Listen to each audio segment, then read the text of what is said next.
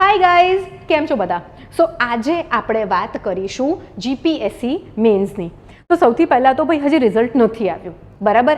FAK ક્યારે આવશે I don't know. કદાચ આ અઠવાડિયે આવી જાય, કદાચ આવતા અઠવાડિયે પણ આવી જાય. પણ એક વસ્તુ ફિક્સ છે કે ભાઈ 5 ઓક્ટોબરથી 10 ઓક્ટોબરની વચ્ચે મેન્સની એક્ઝામ લેવાવાની છે. તો આપણે ઘણી બધી વખત ડિસ્કસ કર્યું છે કે જો તમારા આટલા માર્ક્સ થાય છે તો મેન્સની તૈયારી ચાલુ કરી દો. હવે આજે હું બીજી વાત કરીશ કે ભાઈ જો એટલા માર્ક્સ નથી પણ થતા ને તો અત્યારે યુપીએસસી આપો છો કે જીપીએસસી આપો છો, બધા જ છોકરાઓ મેન્સ મોડમાં છે. ઓક્ટોબર નવેમ્બર સુધી બધા જ લોકો મેન્સની તૈયારી કરશે અને પછી નવેમ્બર ડિસેમ્બરથી પ્રિલિમ્સના મોડમાં આવશે, કારણ કે જીપીએસસીએ કીધું છે કે ભાઈ એપ્રિલ 2027માં અમે પ્રિલિમ્સ લઈશું. આ સમજાય છે બધાને? તો એક વખત મેન્સને આપણે સમજી લઈએ અને લોકોને શું વધારે ડાઉટ્સ હોય છે હું આજે ડિસ્કસ કરીશ, તો 90% લોકોના ડાઉટ્સ કમ્પ્લીટ થઈ જશે. ઓકે, તો સૌથી પહેલાં જીપીએસસીની અંદર 7 પેપર્સ આવશે, બરાબર. 7 પેપર આવશે. ગુજરાતી અને ઇંગ્લિશના પેપર જે છે એ ક્વોલિફાઈંગ છે. એનો અર્થ એ થયો કે 300 માર્કનું ગુજરાતીનું પેપર, 300 માર્કનું ઇંગ્લિશનું પેપર.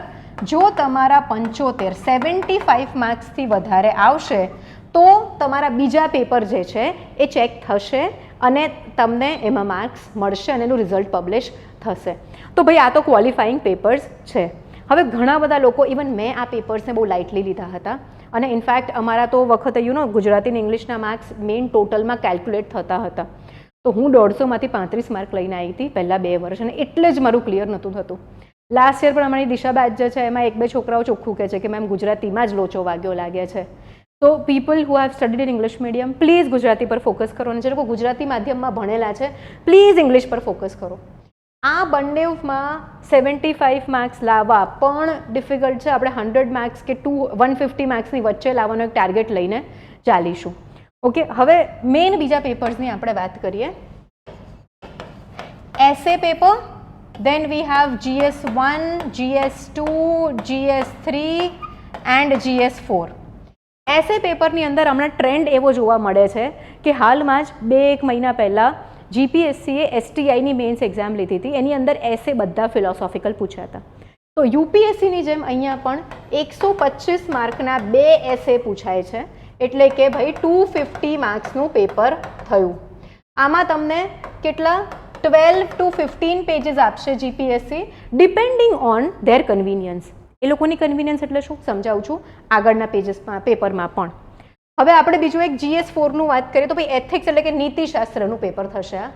એની અંદર 25 માર્કની 8 કેસ સ્ટડી પૂછાશે પ્લસ 10 માર્કના 5 ક્વેશ્ચન પૂછાશે.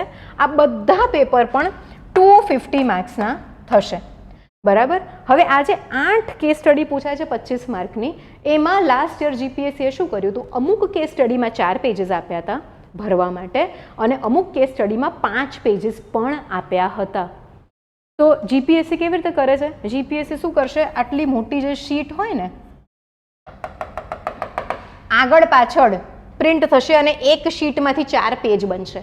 તો જીપીએસસી જ્યારે પણ આન્સર શીટ આપે છે એ 4થી ડિવિઝિબલ હોય એવા પેજીસ આપે છે.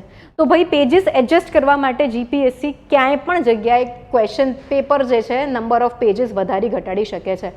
ઇનફેક્ટ એસટીઆઈની જે એક્ઝામ હતી એમાં 10 માર્કના 10 ક્વેશ્ચન હોય છે, એમાં 5 ક્વેશ્ચનમાં 2 પેજ હતા અને 5 પાછળના ક્વેશ્ચનમાં 3 પેજ હતા. 10 જ માર્કના ક્વેશ્ચન હતા તો પણ. હવે આ જે ત્રણેય ઓફ પેપર છે, હવે માધ્યમ તમે કઈ રીતે લખી શકો? તમે આ બધા જ પેપર ઇંગ્લિશમાં લખી શકો, ગુજરાતીમાં પણ લખી શકો અને એક પેપર ઇંગ્લિશમાં એક પેપર ગુજરાતીમાં એવી રીતે પણ લખી શકો. ઓકે, અમારી વખતે એવું હતું કે એક આન્સર ઇંગ્લિશમાં અને એક આન્સર ગુજરાતીમાં પણ લખી શકાય, પણ હવે એક આખું પેપર ગુજરાતીમાં અને એક આખું પેપર ઇંગ્લિશમાં લખી શકો એ રીતનું પ્રાવધાન છે. હવે GS1ની વાત કરીએ તો ભાઈ હિસ્ટ્રી એટલે કે ઇતિહાસ, આર્ટ એન્ડ કલ્ચર અને જિયોગ્રાફી, આ 3માંથી ક્વેશ્ચન્સ પૂછાતા હોય છે. તો GS1ની અંદર ગુજરાત સ્પેસિફિક ક્વેશ્ચન્સ આવવાની શક્યતા વધારે છે અને એ આવે છે દર વર્ષે. GS2માં આપણે જોઈએ તો ભાઈ polity plus governance and social issues or social justice plus Indian society, GS3 નું આપણે જોઈએ તો ભાઈ economics plus science and technology plus અહીંયા આગળ આપણે જોઈશું disaster management and environmental sciences. તો આ તમારે સબ્જેક્ટ્સ ભણવાના થશે. તો એમાં થઈ શકે કે ભાઈ GS1 તમારે ગુજરાત સ્પેસિફિક વધારે છે ને ગુજરાતીમાં લખવું છે તો લખી શકો, GS2 આખું ઇંગ્લિશમાં લખી શકો, પણ એક પેપર આખું લખવાનું છે. હવે ઘણા બધા લોકો મને પૂછે છે કે મેમ શું વાંચવાનું. નાવ let me tell you guys, આ જે આખું છે ને મેન્સનું જે ગેમ પ્લાન છે ને એ તમે કેટલું વાંચો છો, શું વાંચો છો એના કરતાં કેટલું લખો છો અને ડેલી ઇમ્પ્રુવમેન્ટ કેટલું લાવો છો એની ઉપર ડિપેન્ડન્ટ છે. ઇનિશિયલી લખવા બેસો તો પેન જ નહીં ચાલે, તો શું કરવું પડશે? ઇન્ટ્રોડક્શન્સ ફિક્સ કરવા પડશે કે આ ટોપિક છે તો હું ઇન્ટ્રોડક્શન સ્ટાર્ટ અહીંથી જ કરીશ. આ ટોપિક છે તો એમાંથી કયા કયા પ્રકારના ક્વેશ્ચન્સ આવી શકે છે એના પ્રમાણે તમારે એ ટોપિકને ભણવો પડે, ઘણા બધા અપ્રોચીસ ફિક્સઅપ કરવા પડે. ઓકે, અને રાઇટિંગ પ્રેક્ટિસ.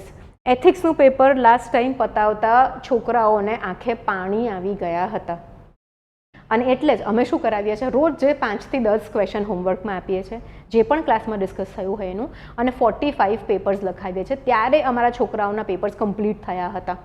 તો નાવ તમે ઇમેજિન કરી લો કે તમને એવું લાગતું હોય કે તમે બહુ બધું વાંચશો, અને ઇનફેક્ટ આ મિસ્ટેક મેં મારા પહેલા અટેમ્પ્ટમાં કરી હતી કે મને એવું હતું કે હું વાંચીને જઈશ તો ત્યાં લખી તો કાઢીશ જ, પણ એકચ્યુઅલી આર્ટિક્યુલેશનમાં બહુ ડિફિકલ્ટી પડે છે પ્રેક્ટિસ વગર.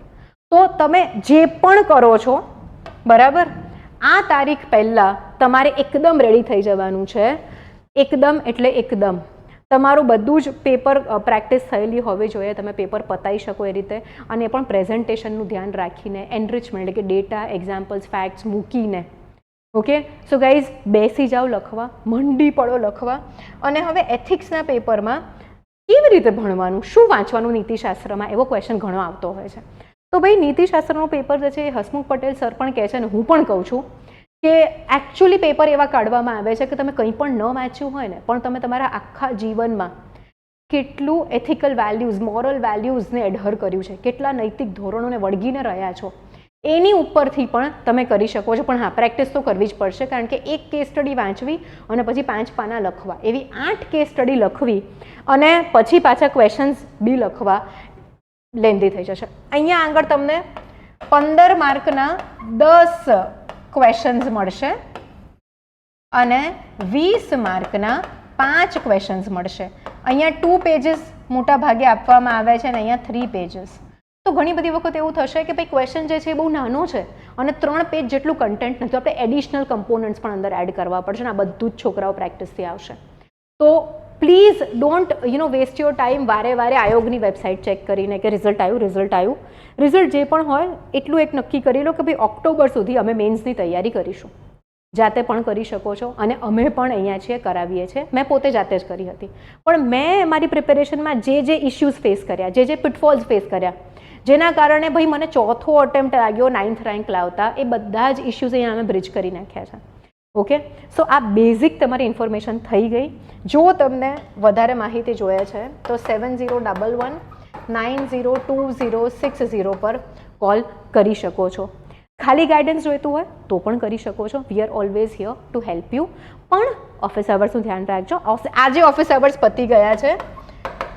10:30 AM ટુ 6:30 PM ની વચ્ચે કોલ કરવાનો આગ્રહ રાખશો. વોટ્સએપ પર પણ અમને આ નંબર પર તમે રીચ આઉટ કરી શકો છો. અને આ જે કોર્સની વાત કરું છું, શૂન્ય PCS અમારી એપ્લિકેશન છે અને અમારું વેબ પેજ પણ છે આ નામથી, અને અમે ડેમો લેક્ચર્સ અપલોડ કર્યા છે, તો તમે ડેમો લેક્ચર્સ પણ એની ઉપર જોઈ શકો છો. ઇન્ડિયન સોસાયટી, પોલિટી અને એથિક્સ આ 3 સબ્જેક્ટને અમે અપલોડ કર્યા છે. બાયલિંગ્યુઅલ બેચ છે, ઓનલાઈન ઓફલાઈન બંને મોડમાં થશે. આખો સિલેબસ હું પોતે ભણાવીશ, ડિસ્કસ કરાવીશ અને તમારો થોટ પ્રોસેસ અમેઝિંગ રીતે ઇન્વોક કરાવીશ.